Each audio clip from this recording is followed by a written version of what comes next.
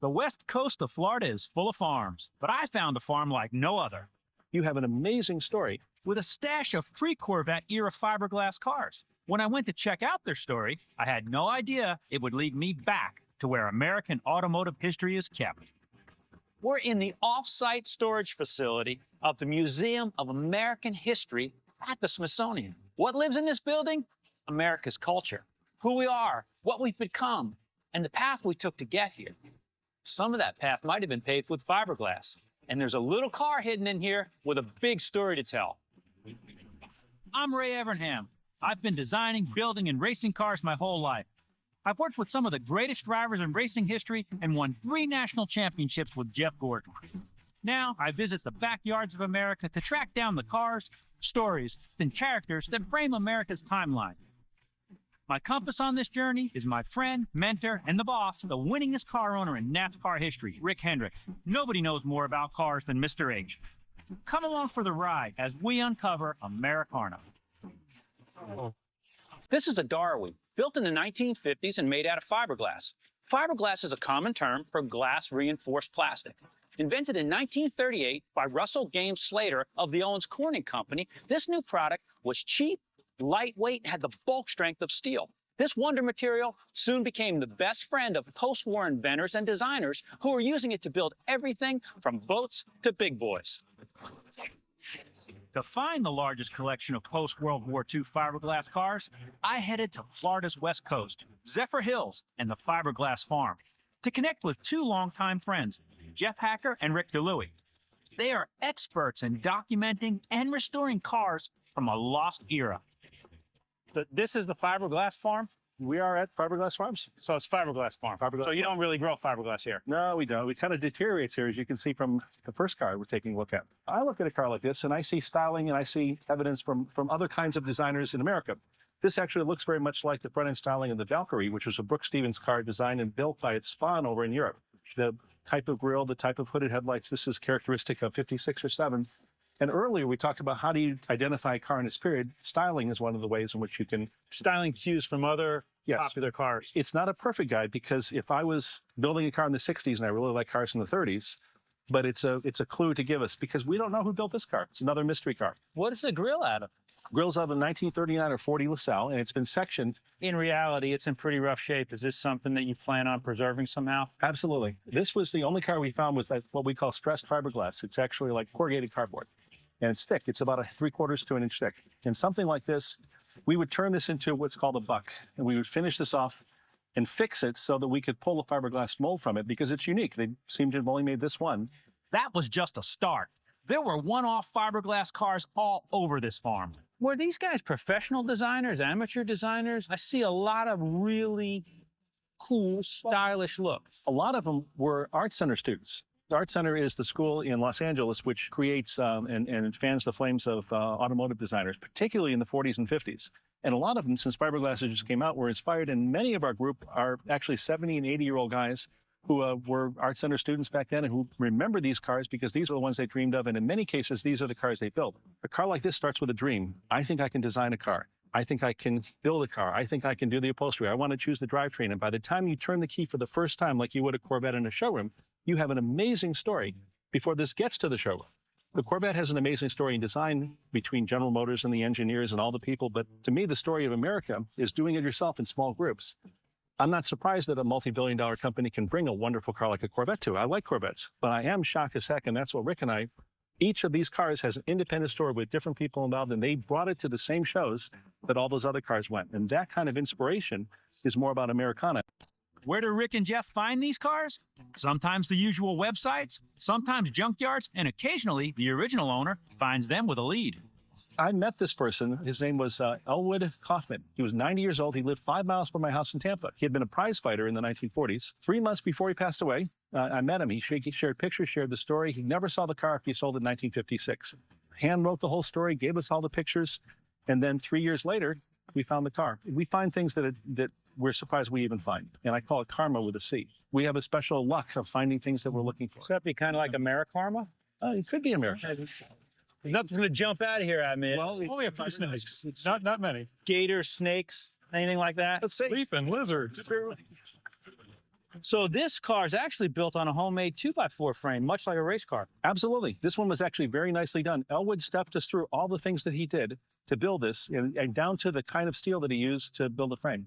So still the old style split wishbone, just like a Ford front axle, and buggy type spring, split wishbone, but tubing. Well, tubing, a lot of them, this is square tubing. Of course, the ones we're always after are the ones where they use round tubing, look like a real race car. But this one was built not with a small block Chevy, which I think this is. Yes.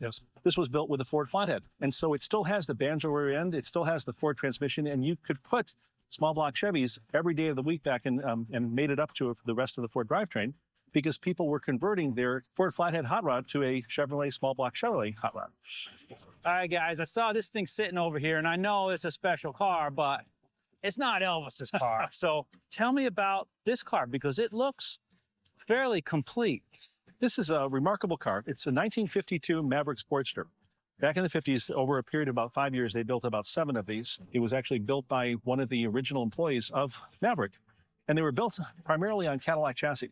With this one came with a early 1940s LaSalle chassis and engine. But as we do more research, most of these came with overhead valve Cadillacs and so forth. It's America's last bow-tail speedster. It was done a year before the Corvette. Corvette came out in fiberglass in the fall of '53. This came out in fiberglass, and you could buy them in '52. It actually appeared at the Pebble Beach Concours d'Elegance in 1955. Beautiful car. It was called at the time America's post-war Duesenberg. These are incredible designs. Is this based off of original pictures of the car? Somewhat. You're not looking at a body that's been modified. We're choosing a different type of taillight. But when you had a car like this, what was the right taillight to use? Whatever the person who owned it wanted. You could personalize a car much more so than you could personalize a Chevrolet Impala. Do we want to use these taillights? Do we want to have an inset for the license plate? You could design it on the fly. And the other thing is, none of these cars that we're seeing today at any of the locations are identical. There wasn't such thing as a production car. Every single one was hand-built. A car like this in metal from the 50s would bring hundreds of thousands, if not millions. When this car is done, how do you feel something like that will be received by the Concours crowd, knowing that it's been at Pebble Beach, not ours, but Fred Ross at Pebble Beach in 2012, received extremely well as part of a class of sport customs. Fred Ross has been the guru of the American sports car movement almost from the beginning, as he has been collecting and restoring these cars for over 50 years. Fred's already done all the heavy lifting. There's only 3 in the world. We have the other 2. Fred's actually helping us participate in choosing the best way to restore this. It's a community that we've built. It's not a competition. Coming up, did Harley Earl's inspiration for the Corvette come from these groundbreaking designs? And my search for more on these cars leads me back to a familiar place. This is not the fiberglass car, Ray. The post-war era of the early 1950s saw a big boom in car design and creativity. And with the new wonder material, fiberglass, to work with, sports car dreams could come true. I'm on the west coast of Florida, checking out the Fiberglass Farm with the men who keep the dream alive. This car here seems to have used a lot of components, headlight rings, bumpers, things like that from stock automobiles. You've got 2 cars here, and it's kind of a neat backdrop. That's actually the same body. You would start with that body and a 1-page instruction sheet, and you'd end up making this car. That's what you got when you got your kit? If you ordered a kit, that's called a Victress S4, you got that body, and that was your kit. Congratulations. What about the rest of the stuff? Well, you built everything, and you assembled everything. So it was up to you, windshield, molding, headlight, doors. The neat thing about this one, this is a 116-inch wheelbase. And when you got the body, take a look at the rear wheels, if you can, because you won't see a rear wheel opening on there. Victress was one of the most sophisticated bodybuilders in the 50s. And what they wanted to do is they wanted to make more people able to build a car faster. They built that car so you would be able to put it on a frame and not modify the frame. You would take the Ford body off or the Dodge body off, and whatever wheelbase it was, you'd cut the wheel where you want it, which is what these guys did here, and then you'd have your car. How many of these cars actually made it to the street? These cars were made from 1954, the Victress S4, to 1965, and they may have made about 25 of them. About 5 exist, maybe 6, and the only 2 that are restored right now are steam-powered. Now, a company like Victress, is that all they made? How could they survive that long? What were the other products they made? Military. They made military, they made trailer fenders, they made parts for Curtiss, they made fuel tanks for Curtiss, and they made Bob's Big Boys, the Jansen Diving Girl, commercial accounts. So they were commercial fiberglass company. And they started with bodies, but by '56, the body business was slowing down and they went into more commercial stuff. As I absorbed over 50 years of automotive creativity, one car stood out, and it looked familiar. That's the 1952 Eric Irwin Lancer. It's a special, special story to me This car came out before all of the fiberglass cars in America in terms of being documented by magazines. November 1951 through the spring of 52, Eric Irwin was the rock star of fiberglass. Harley Earl visited him in the 52 to talk to him about how to build fiberglass cars and learn anything from the coach builders. Harley Earl was the father of American automobile design. He initiated the first concept car at General Motors. Earl's Project Opal began in 1951. It would later become the Corvette. Harley Earl also worked with Bill Tritt of Glasspar. This particular car was one of the earliest fiberglass cars we have. It's big, it's bulky, it was fast. It was in the movie Johnny Dark with Tony Curtis and Piper Laurie. And it's kind of massive. It's more like a battering ram than a sports car. And with the connection again with Harley Earl? In Costa Mesa, where these cars were built, was called the Little Detroit for a period of from 51 to about 55. Little Detroit meaning, in where did you go for your sports car? Any American sports car, you could build them and you could buy them in the Costa Mesa or Los Angeles area. So Harley Earl, these cars were rock stars, the wonder cars of their day. They got a massive amount of attention. Life magazine, February 1952, had a whole spread on just one car. So they were very well known. And Harley Earl was out in Los Angeles and didn't just meet with Eric Irwin, but met with Bill Tritt as well. The Corvette Museum in Bowling Green, Kentucky, has a small area dedicated to Glasspar and the significance that they played in the development of the Corvette. Jeff and Rick's goal is to bring these cars back to life. But how do you do that? Well, it takes an international team. Design renderings come from Rafi Malaysian and Dan Palatnik in Rio de Janeiro, who model one-of-a-kind cars within Jeff and Rick's budget. Then, Craig Johnson, a fiberglass craftsman, goes to work to make the design a reality. Can you show me what the challenges are to doing fiberglass on a 50-year-old fiberglass car? Sure. One of the biggest items that we run into is the initial fiberglass. The way it was done back in those days, they didn't use a gel coat finish, which you'd normally see on a nice fiberglass piece today. And they went straight to a matte for their initial skin coat on it. So that tends to print back through your paint jobs and such once you've done them over again. How much has the fiberglass materials and things that you use changed in 50 years? Well, it's changed quite a bit in that now everything is newer, lighter composites. They have resins that are designed for less shrinkage and, just for different applications. Something like a car body, you can still use a polyester type resin rather than any of the different Kevlar things and epoxies and such. But in restoring these cars, it's best if we can just go back to the original polyester that they were doing. How do you strip a fiberglass car? You can't blast it, right?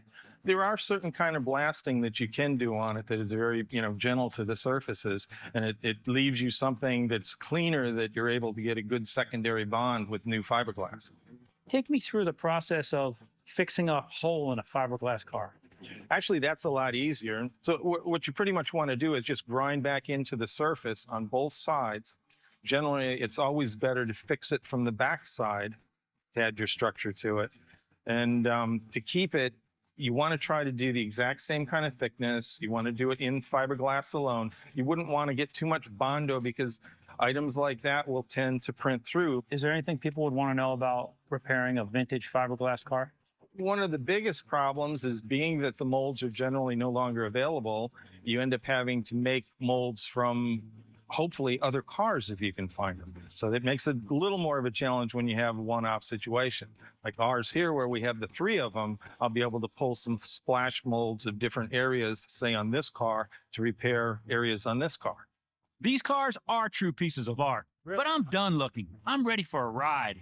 You're doing it right. Obviously, the gears aren't made out of fiberglass, but I am driving a one-of-a-kind fiberglass car called the Californian. Instead of a generator, this car used a dynamo off a John Deere tractor to save space under the hood. It's a hot rod with a sports car body on it that looks somewhat European in the front. Obviously, with the early Ford taillights on the back, that just tells the hot rod guys, yeah, this is a hot rod. And it's just an interesting look and an interesting feel. And when you drive down the road in something like this, you're not going to see anything like it at all. It's just totally unique. Okay? And I cannot get that. I can't. well, we can close the rest of the way. You're doing all right. I tried. There's over 100 covers of magazines in the 50s showing these cars. We've got a vehicle right here that was on the cover of Car and Driver magazine in 1961. We have to encourage others to keep saving magazines. Don't discard them. Keep all of these artifacts, if you will, the history of these cars. It's phenomenal. So it was a whole movement as powerful as what GM, Chrysler, Ford, and the independents were doing, except it was even more diverse, more numerous, and more interesting. Amazing. A grassroots movement that influenced automotive greats. There's only one place for me to conclude my journey, where the history of the automobile is preserved for eternity. Kyle, tell me about this car. All right, this is the 1962 Shark. It's Renault powered. They were made here in St. Petersburg, Florida. I'm inspired by the people from the 50s, Victress and Glasspar, because they were people who had a dream to build these cars, and they did it. I'm inspired by that. It's something that you or I can do. It's not a complicated process. And just the fact that there are so many different kinds of cars, it's eye-opening to see that it can be done. My dream is for people to find a car of mine. It doesn't need to be a famous car, but just, like this, Something that you built. Yeah.